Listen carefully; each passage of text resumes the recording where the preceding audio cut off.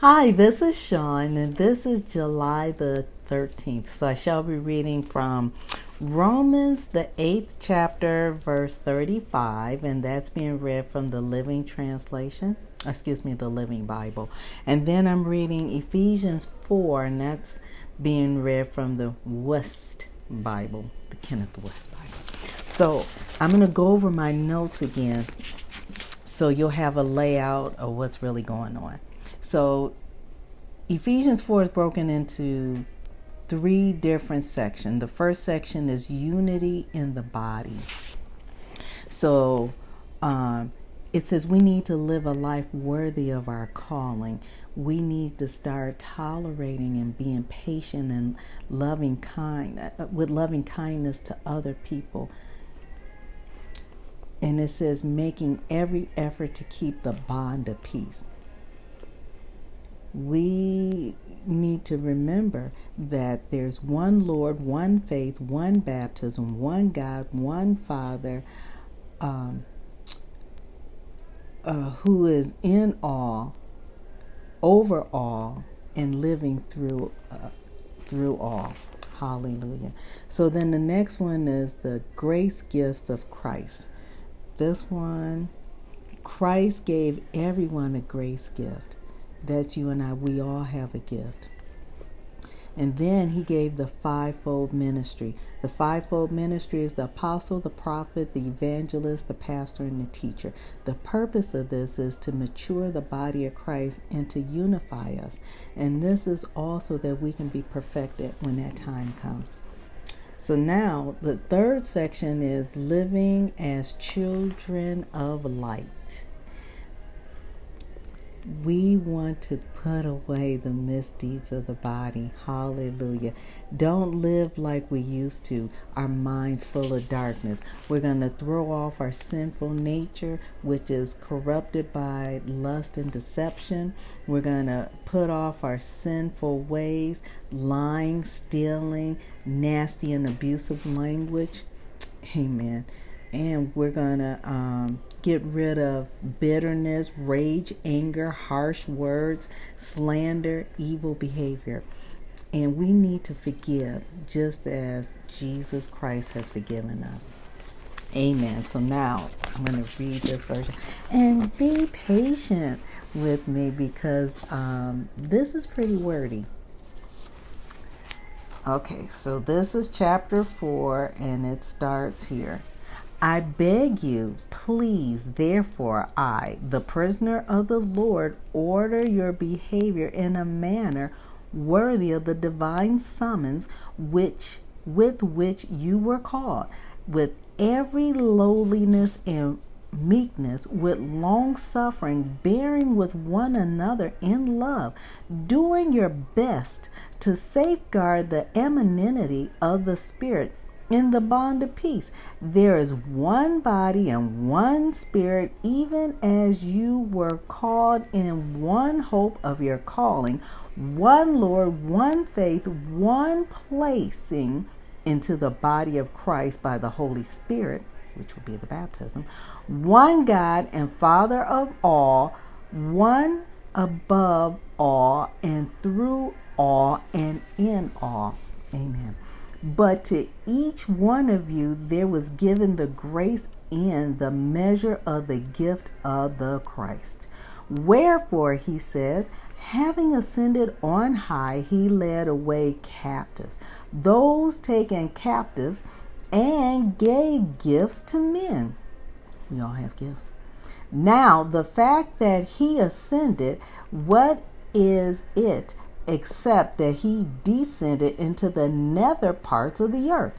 The one who descended himself is also the one who ascended above all the heavens, in order that he might fill all things. And he himself gave some on the one hand as apostle, and on the other hand as prophets, and still some as bringer of good news, which would be the evangelist, and finally some as pastors who are also teachers. Okay, let's make a note right there. It's the apostle, the pastor, the apostle, the prophet, the evangelist, the pastor, and the teacher. All teachers aren't necessarily pastors, and all pastors aren't necessarily teachers. So I'm going to move on now. Bring her good news, okay. Are also teachers for the equipping of the saints for ministering work with a view to the building up of the body of Christ until we all attain to the unity of faith and in this and of the experiential full and precise knowledge of the Son of God, to a spiritual mature man, to the measure of the stature of the fullness of the Christ, in order that we may no longer may be immature ones, tossed to and fro, carried about in circles by every wind of teaching, and the cunning adroitness of men and craftiness, which furthers in scheming, deceitful art of error, but speaking the truth in love may grow up into him in all things, who is the head, Christ, from whom all the body constantly being joined closely together and constantly being knit together through every joint of supply according to the operative energy put forth to the capacity of each part, makes for increased growth of the body, resulting in the building up of itself in the sphere of love. This, therefore, I am saying and solemnly declaring in the Lord, that no longer are you to be ordering your behavior as the Gentiles order their behaviors in the futility of their mind, being those who have their understanding darkened, who have been alienated from the life of God through the ignorance which is in them, through the hardening of their hearts, who being of such a nature as to become callous, abandoned themselves to wantonness, resulting in a performing of every uncleanness in the sphere of greediness. Amen. But as for you, not in this manner did you learn the Christ.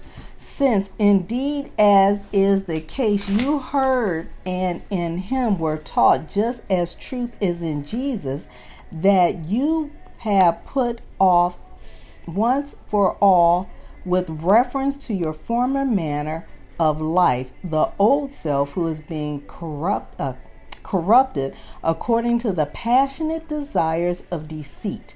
Moreover, that you are being constantly renewed with a reference to the spirit of your mind, and that you have put on once for all the new self, who after God was created in righteousness and holiness of truth. Wherefore, having put off the lie once for all, be speaking the truth with his neighbor. Because we are members belonging to one another, be constantly angry with a righteous indignation and stop sinning. Do not allow the sun to go down upon your irritated, exasperated, embittered anger, and stop giving an occasion for acting opportunity to the devil, the one who is stealing. Let him no longer be stealing, but rather let him be laboring, working with his own hands that which is good, in order that he may be having that wherewith to be sharing with the one who is having need. Every word that is rotten and unfit for use, out of your mouth let it not proceed. But whatever is good, suitable for edification, with respect to the end, in order that it may impart grace to the hearer. And stop grieving the Spirit, the Holy Spirit of God, with whom you were sealed with a view to the day of redemption. All manner of harshness and violent outbreaks of wrath and anger and brawling and slanderous speech, let it be put away from you together with all manner of malice, and be becoming kind to one another, tender-hearted, forgiving each other, even as just as also God in Christ forgave you. Amen. I know that was a mouthful, but there it is. So Romans is being read from the Living Bible, and it reads like this. This is verse 35. Who then can ever stop Christ's love from us? When we have trouble or calamity, when we are hunted down or destroyed, is it because he doesn't love us anymore? And if we're hungry or penniless or in danger or threatened with death, has God deserted us? Amen. We already know the answer is no, and all these things are more than a conqueror. But he gives a few examples to let you know that you're going to go through something. And just because you go through it doesn't mean that he doesn't love you. Amen. He's with you all the way. Hallelujah. Sometimes you got to go through in order to get to, but just know that his love is always with you. Nothing can separate us from the love of God. Hallelujah. Chapter 4 of Ephesians already gives a breakdown of what he has already done and how we used to act and how we should act now. So go ahead and meditate on this. Pick up your Bible, pick up your word, read it, get into it. There is such full of life. There's so much in it. Hallelujah. Faith comes by hearing, and hearing by the word of God. So be enriched. God loves you. Jesus loves you. Holy Spirit loves you, and I love you too. Continue to walk in wisdom. God bless your hearts. Amen.